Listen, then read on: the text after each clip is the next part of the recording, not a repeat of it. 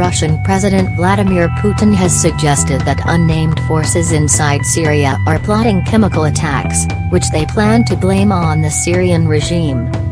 We have information from a variety of sources that such provocations are being prepared in other parts of Syria, including in southern suburbs of Damascus, Putin said Tuesday during a news conference with Italian President Sergio Mattarella. The Russian leader was responding to a question on the likelihood of further U.S. military strikes against Syria, following Friday's firing of 59 Tomahawk missiles against the Shayrat airfield. Putin said that forces were planning to plant certain substances in parts of the country, without giving further details. He said he would ask The Hague and the international community to investigate the allegations. U.S. President Donald Trump ordered the bombing in retaliation for a chemical attack that killed dozens of people in the rebel-held town of Khan Sheikhoun on April 4. Putin last week denounced the U.S. strike an act of aggression that violated international law. Russia and Syria deny any involvement in the chemical attack, but the White House claims they're trying to cover up the incident and confuse the world community about who is responsible.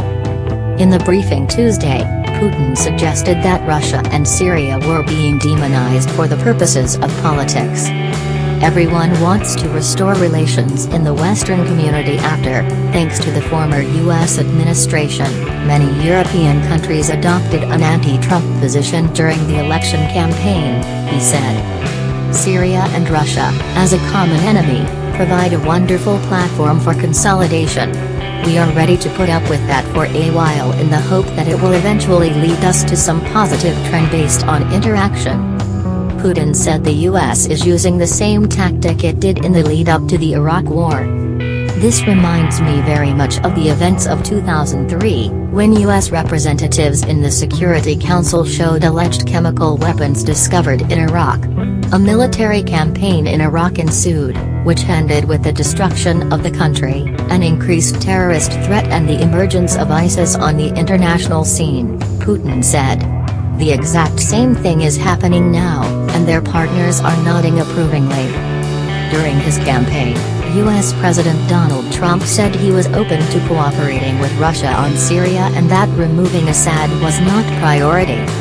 But the images in the aftermath of the chemical attack moved President Trump to act, launching 59 Tomahawk missiles at the air base where the planes that carried out the attack were based, U.S. officials said.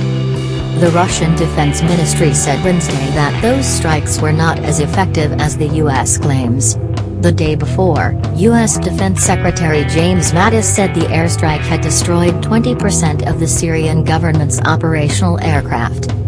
Figures sounded by the Pentagon of supposedly high efficiency of massive missile attack on Shayrat Air Force Base are made for the American public, not for professionals, according to a statement posted on the Defense Ministry's Facebook page. Officials in the Trump administration now say that Assad must go, just days after Secretary of State Rex Tillerson said Assad's status was not the top priority for the U.S.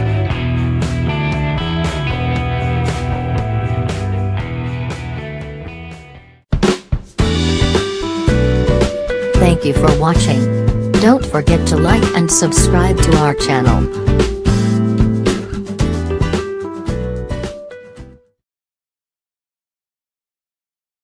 The timing of the attack for that chemical attack, we don't know. The US blames Syria for a chemical weapons attack on the town of Khan Sheikhoun. But Syria and its main partner Russia are pushing back. It's not clear whether it happened or not, because how can you verify a video? Well, here's how. Let's take a look at videos, satellite photos and open source material of that day. They show that Assad and Russia are telling a story that contradicts the facts. So what happened this day? The Syrian attack in the same area was at around noon, between 11:30 to 12. Assad and Russia appear to be distorting the facts with this time frame. Вчера в период с 11:30 до 12:37 местного времени. Because evidence shows the attack happened hours earlier. Allahu Akbar, Khan Sheikhoun, 4/4/2017. Now, this footage doesn't show the chemical strike itself, but we believe it does show conventional strikes that occurred during the same bombing run. So what's critical here is the timing. We know it's Khan Sheikhoun because the position of minarets and other points in the video match satellite imagery of the town. This tells us the camera was in a northerly position looking south. The sunrise hitting the minarets shows the attack happened in the early morning. And the US military tracked Syrian aircraft to Khan Sheikhoun around this time. The man who filmed the video backed this up, as did a second activist who sent us footage of the attack. اتجه باتجاه الشمال حتى وصل أجواء خان شيخون في تمام الساعة 6:38 صباحا. قام بتنفيذ أربع قنابل متفجرة في تمام الساعة 6:43. This timing matches Facebook posts by the cameraman and other local sources reporting the airstrikes. Doctors in the area use WhatsApp to coordinate services. Soon after the bombing, they started to report casualties who had been exposed to a chemical agent. They started calling for help with a growing number of victims. We spoke with one doctor who received patients at a hospital 60 kilometres away. We started receiving our patients closer to 8:30. The distance between the hospital I was in and the site of attack is about a 45-minute drive. We're having to turn this patient away. So, the evidence shows the chemical attack happened well before Assad and Russia claim. We don't know where we're going to send these patients now. In this next clip, pay close attention to Russia's explanation for the chemical attack. Сирийская авиация нанесла удар в районе восточной окраины населенного пункта Хан Шейхун по крупному складу боеприпасов террористов. Notice he said large depot on the eastern outskirts, where he claims opposition forces stored chemical weapons. So let's establish what was hit in the morning attack. The first video shows what we believe are 3 conventional strikes. We verified the buildings that were hit using satellite images taken before and after the attack.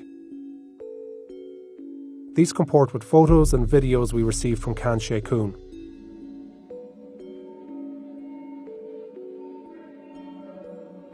The detail we see in these satellite pictures matches the detail that we see in these photos from the ground. These are not large depots but small buildings, and residents of the town told us they were people's homes. And what else was bombed? More videos from that day show a 4th strike nearby. We don't see the strike in the first video, but we know the crater is new because it wasn't there in earlier satellite photos. And many local sources said this road was hit that morning. The location of this strike is central to the claims of a chemical attack. Remember what the Russian spokesman said? He didn't specify an exact location, but the only buildings near the eastern strike points matching his description are this grain silo and bakery. Videos from 2015 show both buildings were bombed out years before the April airstrike. Could they have been bombed again on April 4? No. The damage we see in this drone footage of the silo, taken just hours after the attack, matches what we see in earlier satellite photos. And the bakery shows no signs of new damage. So what caused the crater that people say is the chemical attack? Eyewitnesses told us that the aircraft made 2 passes that morning, first dropping a bomb near the grain silo and then dropping bombs across the city. International monitors and the US military also say this is where the chemical attack happened. This isn't the only gap in Assad's interview. Asked if he has chemical weapons? No, definitely. A few years ago, in 2013, we gave up all our arsenal. He's talking here about Syria's agreement to ship out its stockpiles after a chemical weapons attack near Damascus in 2013. The chemical agency announced that Syria is free of any chemical materials. This is not what the Chemical Weapons Agency said once its operation had ended. Clearly, we cannot say as the Secretariat of the OPCW that Syria doesn't possess any chemical weapons anymore. And in a 2016 report, the OPCW said there are gaps in Syria's account of its chemical weapons program. Syria has yet to explain the presence of 4 chemical agents the investigators found. One wild inconsistency overarching this whole episode is that the Russians and Syrians don't agree on what happened. The Russians are very specific. На территории этого склада находились цеха по производству фугасов, начиняемых отравляющими веществами. The Syrian leader is all over the map. It could be a store, it could be a warehouse, it could be a depot, it could be a camp, it could be a headquarters. We don't know, but you cannot tell what's within this. So that was one of the possibilities, that the airstrikes attacked a depot of chemical material. These evasions and distortions are a technique that Russia and Syria have used time and again through this conflict. And while we cannot yet say who is responsible for the attack, we can say that all of the circumstantial evidence points to a chemical weapon being dropped as warplanes passed over Khan Sheikhoun that morning. And one thing is clear, the inconsistencies put Syria and Russia's story in serious doubt.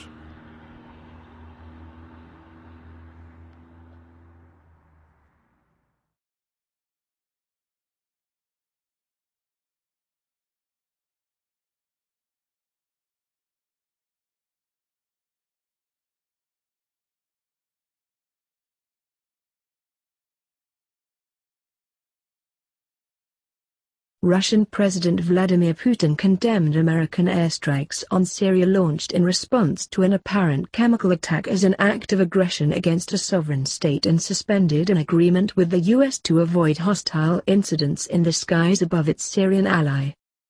The sudden escalation between the two nuclear-armed powers catapulted tensions to the highest level since Donald Trump took office in January. The Kremlin said the U.S. action will cause considerable damage to ties between Moscow and Washington. The U.S. said it had worked to minimize the risk of causing Russian casualties in the attack, which killed 6 Syrian servicemen. The Shayrat airfield was hit early Friday morning by 59 Tomahawk cruise missiles fired from the USS Porter and USS Ross, 2 Navy destroyers in the Mediterranean Sea, in what the U.S. said was a limited strike against the airbase from which the suspected chemical attack was launched. Trump's military move, which he said was a necessary response to an affront to humanity after more than 70 people died in a poison gas attack in northwest Syria on Tuesday, puts the U.S. and Russia into the risky standoff as Moscow stands behind Assad after 6 years of civil war. A pretext.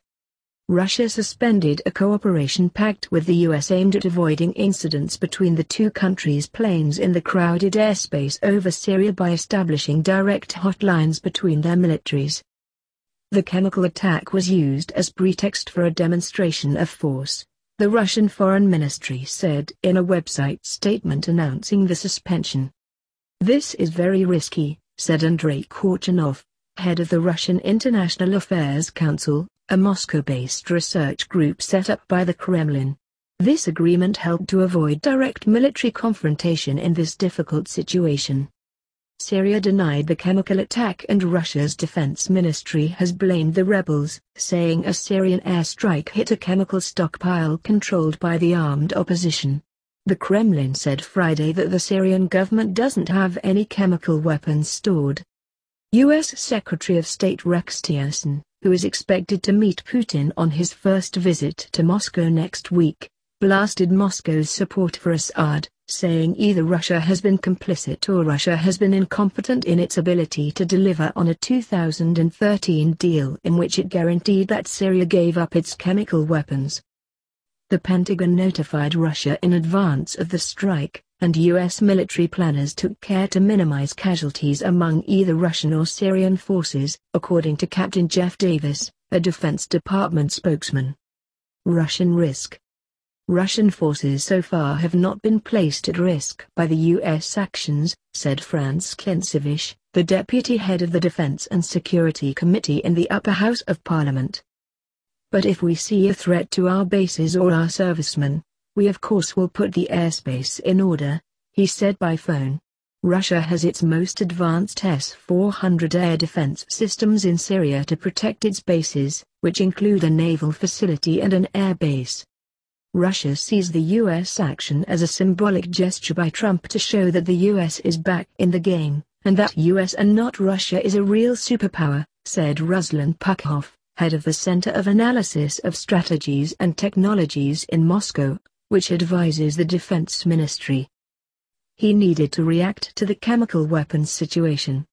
He also sends a message to Putin, You fired so many of your caliber missiles and now your workers are sweating to replace them, while we can waste dozens of our missiles on a simple gesture, Pukhov said by phone, referring to the cruise missiles Russia has fired at targets in Syria.